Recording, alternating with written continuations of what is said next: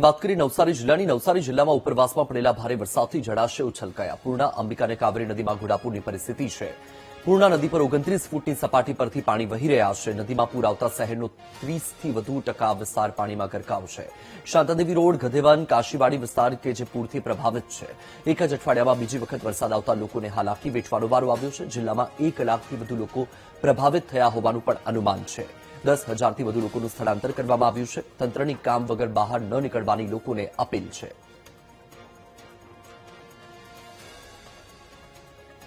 તો દ્રશ્ય તમારી ટીવી સ્ક્રીન પર નવસારીના છે કે જ્યાં નવસારીમાં એક જ અઠવાડિયામાં બીજી વખત અનરાધાર વરસાદ વરસ્યો અને તેના કારણે લોકોએ ભારે હાલાકી વેઠવાનો વારો આવ્યો છે. નવસારી શહેરના પણ અનેક વિસ્તાર એવા છે કે જે જળબંબાકાર છે. હાલમાં દ્રશ્યમાં તમે જોઈ શકો છો કે લોકોના જે કાચા મકાન છે ત્યાં છત સુધી પાણી પહોંચી ગયું છે. હાલમાં અનેક વિસ્તાર એવા છે કે જે જળબંબાકાર છે. શહેરના 30%થી વધુ વિસ્તાર કે જે પાણીમાં ગરકાવ હોવાની વાત પણ છે. શાંતાદેવી રોડ, ગધેવન, કાશીવાડી વિસ્તાર કે જે પૂરથી પ્રભાવિત થયા છે. હાલમાં તો લોકોનું સ્થળાંતર કરવામાં આવ્યું છે, પણ લોકોને પારાવાર મુશ્કેલી વેઠવી પડી રહી છે. લોકોએ નુકસાની પણ વેઠવી પડી રહી છે. જિલ્લામાં 1 લાખથી વધુ લોકો પ્રભાવિત થયા હોવાનું પણ અનુમાન છે, કારણ કે નવસારીમાં વરસાદની પરિસ્થિતિ, ઉપરવાસમાં વરસાદની પરિસ્થિતિ, તેની સાથે નવસારી જિલ્લામાંથી પસાર થતી અંબિકા, પૂર્ણા, કાવેરી આ તમામ નદી કે જે હાલ ઉફાને છે.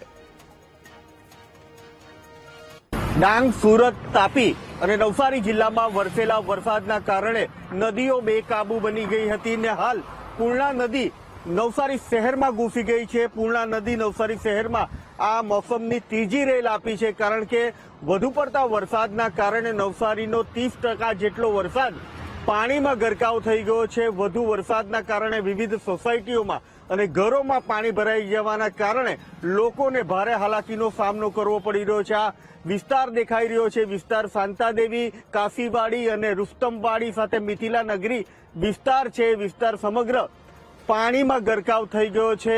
વધુ પડતા ઉપરવાસના વરસાદ અને જેને લઈને વહીવટી તંત્ર એલર્ટ મોડ પર આવી ગયું હતું ને નવસારી શહેરમાંથી 10,000 જેટલા લોકોનું રેસ્ક્યુ કરીને સલામત સ્થળે ખસેડવામાં આવ્યા છે. તો હજી પણ વરસાદ જે કંઈક છે એની આગાહી કરવામાં આવી છે. જો કે રાહતના સમાચાર એ કહી શકાય કે ધીમે ધીમે નવસારી જિલ્લાની 3 નદીની સપાટી ઉતરી રહી છે, એટલે કે જે કંઈક લોકોને જે કંઈક રાહત મળવી જોઈએ, રાહત મળી તેવી શક્યતા દેખાઈ રહી છે. વહીવટી તંત્ર આ તમામ લોકો માટે જમવા અને રહેવાની સુવિધા પૂરી પાડી છે. જો કે ખતરાની ઘંટડી હજી પણ કહી શકાય, કારણ કે નવસારી જિલ્લા સહિત ઉપરવાસમાં જે કંઈક આગાહી કરવામાં આવી છે એ આગાહી યથાવત છે. Rakesh Solanki, VTV news, Navsari. નવસારી જિલ્લામાં સિઝનમાં ત્રીજી વખત પૂરની પરિસ્થિતિ સર્જાઈ છે. શહેરના કાલિયાવાડી અને કાછિયાવાડી વિસ્તારમાં જળભરાવની સ્થિતિ છે. રસ્તા પર નદીની જેમ વહેતા થયા વરસાદી પાણી. વરસાદને પગલે લોકોએ ધંધા રોજગાર પર જવાનું ટાળ્યું છે. ભારે વરસાદથી સામાન્ય જનજીવન પ્રભાવિત થયું. દ્રશ્ય તમારી ટીવી સ્ક્રીન પર નવસારીના છે, જ્યાં શહેરના કાલિયાવાડી અને કાછિયાવાડી વિસ્તારમાં જળભરાવની પરિસ્થિતિ છે. રસ્તા પર નદીની જેમ પાણી વહેતા થયા છે. વરસાદી પાણી ભરાતા જનજીવનને અસર થઈ છે. ધંધા રોજગાર પર જવાની પણ લોકોને મુશ્કેલી પડી રહી છે. ભારે વરસાદથી જનજીવનને માઠી અસર. નવસારી જિલ્લાવાસીઓ હવે રેલથી તોબા પુકારી ઉઠ્યા છે, કારણ કે શહેર અને જિલ્લામાં ત્રીજી વાર રેલ આવતા દયનીય દ્રશ્યો સામે આવ્યા છે. સતત મોટું નુકસાન થતું આવ્યું છે, જેને કારણે અંદાજિત કરોડો રૂપિયાનું નુકસાન શહેરીજનો અને જિલ્લાવાસીઓ વેઠવાનો વારો આવ્યો છે. ત્યારે આ કાલિયાવાડી કાછિયાવાડીનો જોડતો માર્ગ છે. આ તમામ જે કંઈ ગામો છે, ગામ પાણીમાં ગરકાવ થઈ ગયા છે, જેને લઈને મોટી આફતનો સામનો સ્થાનિકો કરી રહ્યા છે. સતત વરસતા વરસાદના કારણે આ ત્રીજી વાર રેલના પાણી શહેર અને જિલ્લામાં ઘૂસ્યા છે. એટલે કહી શકાય કે મોટું હાલાકી આ વિસ્તારના લોકો ભોગવી રહ્યા છે. સતત વરસાદ હાલ પણ વરસી રહ્યો છે.